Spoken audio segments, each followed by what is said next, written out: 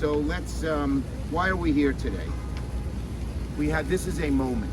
We have a moment to balance the scales of justice, particularly as it impacts people of color here in New York and around the country on an issue that just about everyone agrees has been unfair and unjust for far too long. And what we're talking about is cocaine. That's right.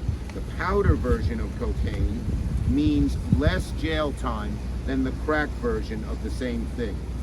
It's just like this. These two are equal. They should be treated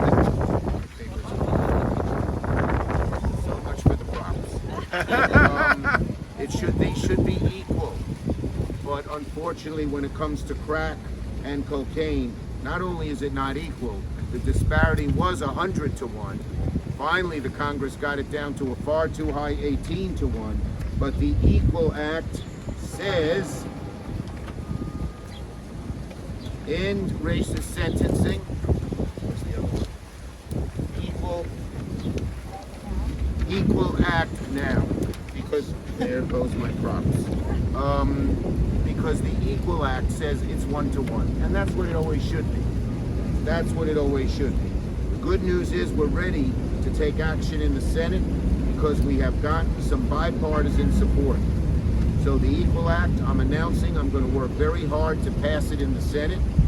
Criminal justice reform is a rare place when you see both parties working together. But this is one of them.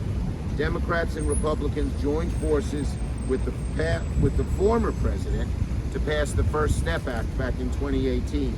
But we now want to finish the job. There's more to do. The Equal Act is carried in the Senate by Democrat Cory Booker and Republican Rob Portman. In the House, it's being carried by my fellow Brooklynite, Hakeem Jeffries, and a rural conservative, Kelly Armstrong of North Dakota. It passed the House 361 to 66. Hear that, folks? You know it, but you folks. 361 to 66. Who backs it? Civil rights back it. Law enforcement backs it. Nonprofits back it. Democrats and Republicans back it, and taxpayer watchdogs back it. It has broad backing. It's common sense.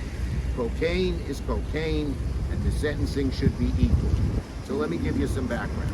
In 1986, Congress passed the Anti-Drug Abuse Act, which created the disparity between federal penalties for crack cocaine and powder cocaine. The law required the same harsh penalties for the possession of one amount of crack and 100 times the same amount of powder cocaine. It was well known. Powder cocaine was the drug that used far more frequently in the wealthy white suburbs. Crack was used in the inner city minority areas. And disparity in sentencing was just racial injustice is what it was, plain and simple. Okay? The solution. On December 28th, 2021, the House approved the Equal Act by a bipartisan vote of 361 to 66. It eliminates the disparity completely. It sort of annoyed me when, some of our colleagues would say, well, I'll lower it, but I won't make it equal. If it's equal, it should be equal. 100 to 1 was horrible, but 18 to 1 was just as horrible.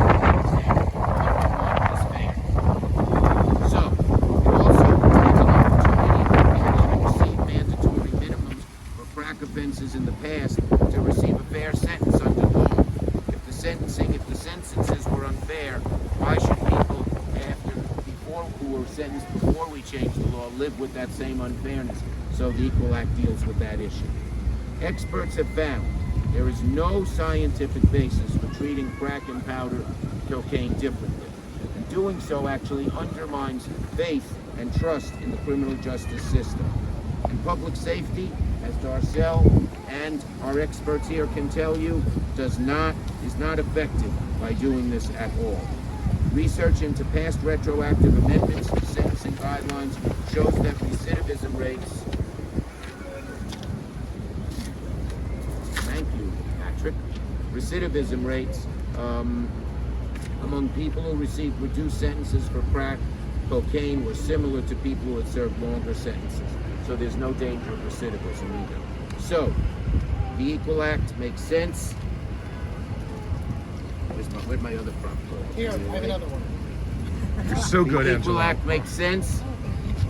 The Equal Act makes sense. It is not just fair, it is equal. But if you're going to use artificial sweetener, use Sweet and Low. It's made in Brooklyn by 300 union workers.